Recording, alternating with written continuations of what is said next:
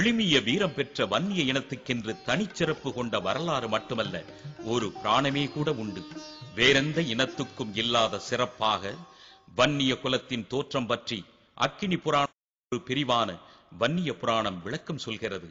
புராண காலத்தில் அசுர பெண்ணான அஜமுகி துர்வாச முனிவரோடு கலந்து வாதாவி என்ற மகனை பெற்றாள். கடுமையான தவமிருந்து சிவபெருமானிடம் அளப்பரிய பல வரங்களை பெற்றுக்கொண்ட வாதாவி அந்த ஆணவத்தால் தேவ முனிவர்களை வாட்டி வதைக்கத் தொடங்கினான். எவராலும் அழிக்க முடியாத வரம் பெற்றிருந்த அவனிடமிருந்து தங்களை காப்பாற்ற தேவ முனிவர்கள் சிவபெருமானிடம் சென்று முறையிட்டார்கள். சிவபெருமான் வடக்கே தவமிருந்த சம்பு மாமுனிவர் என்ற ரிஷியை அழைத்து யாகம் தொடங்குமாறு பணித்தார். அவ்விதமே சம்பு மகரிஷியும் வன்னிமரக் கிளைகளை கொண்டு தீமூட்டி யாகத்தை தொடங்கினார். சிவபெருமான் தன் நெற்றிக் கண்ணிலிருந்து வடிந்த நீரை ஆகுதி நீராய் தர அவ்வேள்வி தீயிலிருந்து குதிரையோடு ஒரு மாவீரன் தோன்றினான்.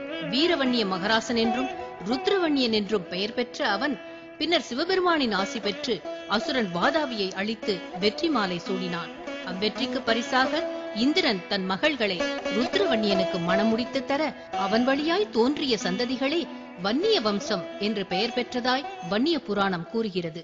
ருத்ரவன்னியனுக்கு தமிழகத்தில் பல இடங்களில் கோவில் கட்டப்பட்டிருப்பதோடு இன்றளவும் வன்னியர் தோற்றமும் வாதாவி சம்ஹாரமும் நாடகமாக நடத்தப்பட்டும் வருகிறது.